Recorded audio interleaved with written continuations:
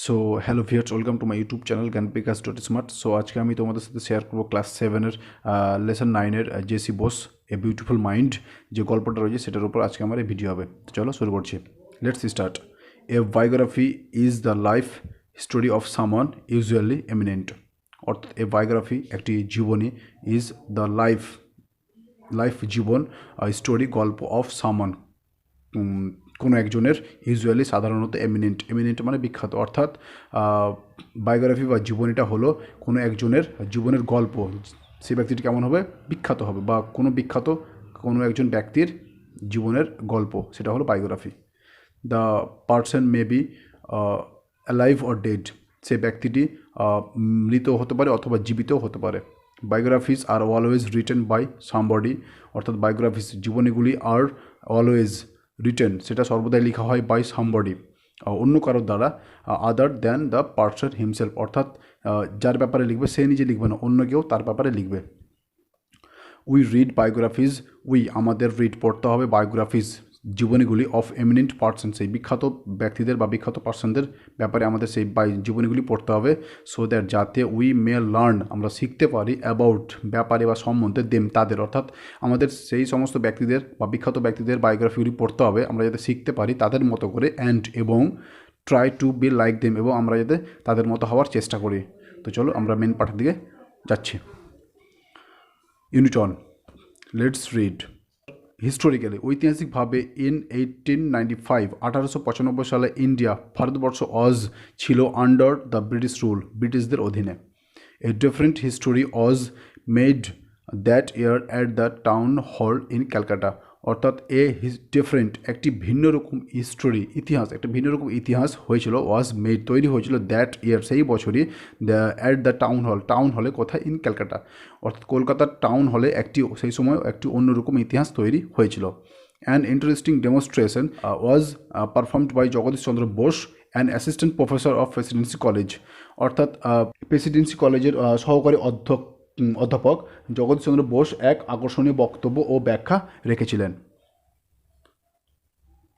Everyone was overawed when the electromagnetic waves, বলছি everyone সবাই, was ওভারউইড অবাক হয়েছিল, ওয়েন যখন দ্য ইলেকট্রোম্যাগনেটিক ওয়েভ সেই তড়িৎচুম্বকীয় তরঙ্গ ট্রাভেলড গিয়েছিল from the lecture hall to a third room about 75 metres away. অর্থাৎ তড়িৎচুম্বকীয় তরঙ্গটা সেটা কী করেছিল? তার লেকচার হল থেকে, অর্থাৎ বক্তব্য ঘর থেকে প্রায় থার্ড রুম, 3 নম্বর ঘরে গিয়েছিল, প্রায় কত মিটার? 75 মিটার দূরে। দিজ ওয়েভস, এই তরঙ্গটা পাস্ট থ্রো 3 সলিড অলস, 3টা শক্ত বা কঠিন অল ভেদ করে গিয়েছিল।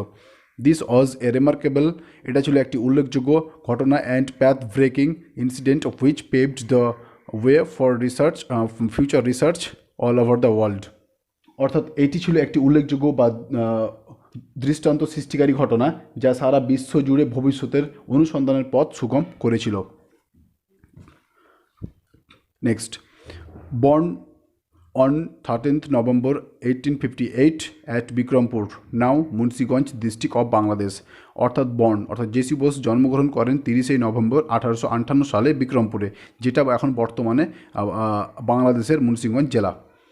Jagadish Chandra Bose was a man of diverse talent.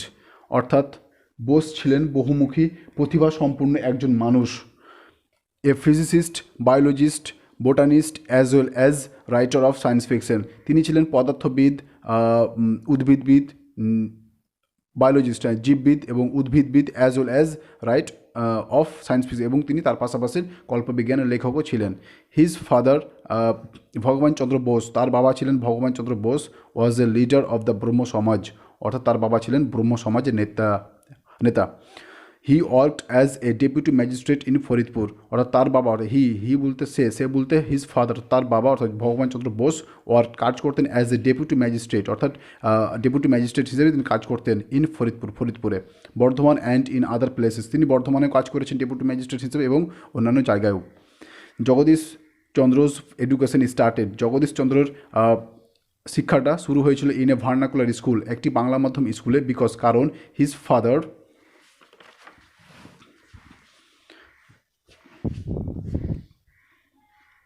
believed that one must know one's mother tongue before learning any other language.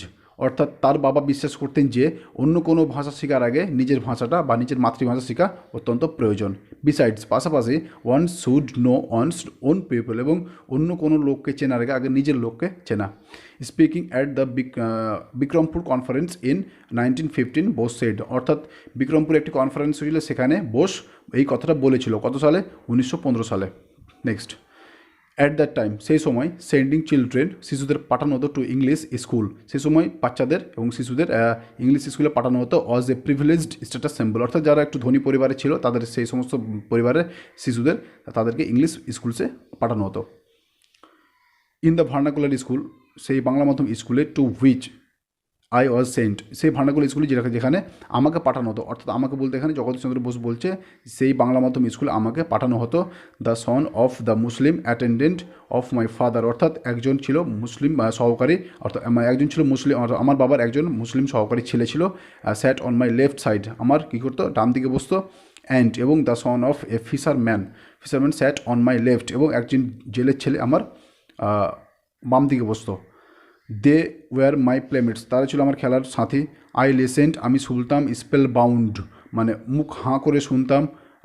To their stories, তাদের গল্পগুলো। Of birds, animals and aquatic creatures, অর্থাৎ তারা যে গল্পগুলো বলতো পাখির, পশুদের বা প্রাণীদের এবং জলজ প্রাণীদের, সেই সমস্ত গল্পগুলি আমি খুব মনোযোগ সহকারে শুনতাম। পারহ্যাপস, সম্ভবত, দিস স্টোরিজ, এই গল্পগুলি ক্রিয়েটেড, তৈরি করেছিল ইন মাই মাইন্ড, আমার মনে, এ কিন, এক তীব্র ইন্টারেস্ট, আগ্রহী, ইন ইনভেস্টিগেশন, মানে অনুসন্ধানের, অফ ওয়ার্কিং অফ নেচার, অর্থাৎ প্রকৃতির যে কাজ বা প্রকৃতির যে কাজ করছে সেটার ওপর মানে আমার একটা আগ্রহী অনুসন্ধান সৃষ্টি হয়েছিল। ওয়েন, যখন আই রিটার্ন হোম, যখন আমি বাড়ি ফিরতাম, ফ্রম স্কুল থেকে, accompanied by my school fellows, এবং আমার বন্ধুদের সাথে, my mother welcomed and fed all of us, আমার মা কী করতো? আমাদেরকে খুব ভালো করে খাওয়াতো। ফেড মানে খাওয়ানো, উইদাউট ডিসক্রিমিনেশন, কোনো বর্ণ বৈষম্য ছাড়াই। ইট ওয়াজ বিকজ, এটা ছিল কারণ, অফ মাই চাইল্ডহুড ফ্রেন্ডশিপ, কারণ আমি তাদেরকে নিয়ে আসতাম এবং আমার মাঝে তাদেরকে কোনো বর্ণ বৈষম্য ছাড়াই খাওয়াতো। কারণ এটা ছিল কি, ইট ওয়াজ বিকজ, কারণ এটার কারণ ছিল অফ মাই চাইল্ডহুড ফ্রেন্ডশিপ, ওটা ছিল আমার শৈশবের বন্ধুত্ব। Was them with them that I could not never feel, আমি কখনোই অনুভব করতে পারিনি যে তাদের কি, দ্যাট যে there were creatures who might be level low caste, আমি কখনো অনুভব করতে পারিনি যে এমন অনেক প্রাণী আছে যাদের নিচু জাতের তকমা এটা দেওয়া যায়। আই নেভার রিয়েলাইজড, আমি কখনোই অনুভব করতে পারিনি, দ্যাট যে দেয়ার এক্সিস্টেড এ প্রবলেম, যে সেখানে একটা প্রবলেম অবশিষ্ট থাকবে, common to the two community, সেই দুটো সম্প্রদায়ের মধ্যে, হিন্দু এবং মুসলিমের মধ্যে, এই দুটো সম্প্রদায়ের মধ্যে যে কোনো সমস্যা যে অবশিষ্ট থাকবে সেটা আমি কখনোই বুঝতে পারিনি। In 1869 Bose joined Hare School, আর বোস 1869 সালে তিনি হেয়ার স্কুলে যোগদান করেন। অ্যান্ড, এবং 6 years লেটার, এবং 6 বছর পর, হি ওয়াজ অ্যাডমিটেড, তিনি ভর্তি হন to Saint Xavier's College in কলকাতায় সেন্ট জেভিয়ার্স কলেজে তিনি ঠিক 6 বছর পর ভর্তি হন।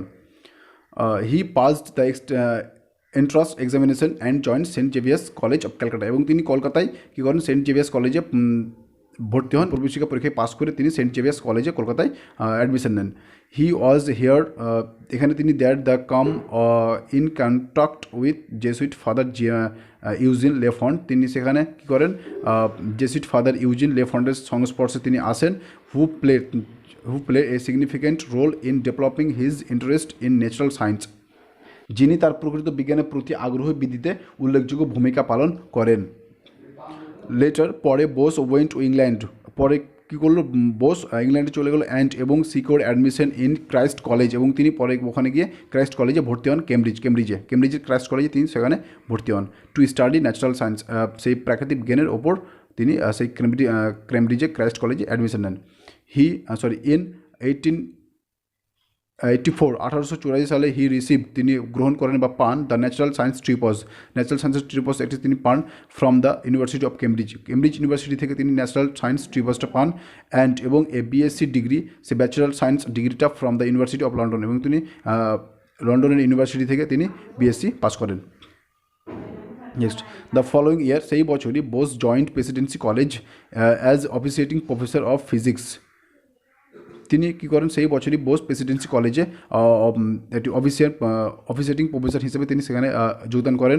বাট কিন্তু he was not provided facility of research, তাকে খুব ভালোভাবে কোনো রকম ফ্যাসিলিটি বা কোনো রকম সুযোগ সুবিধা দেওয়া হতো না।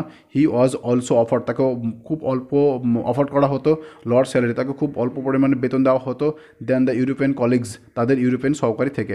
Bose had a remarkable sense of self respect and national pride, অর্থাৎ বোসের মধ্যে এক অন্যরকম বা আত্মসম্মান বোধ ছিল এবং জাতীয়তাবোধ বা তার জাতির প্রতি একটা অহংকার বোধ ছিল।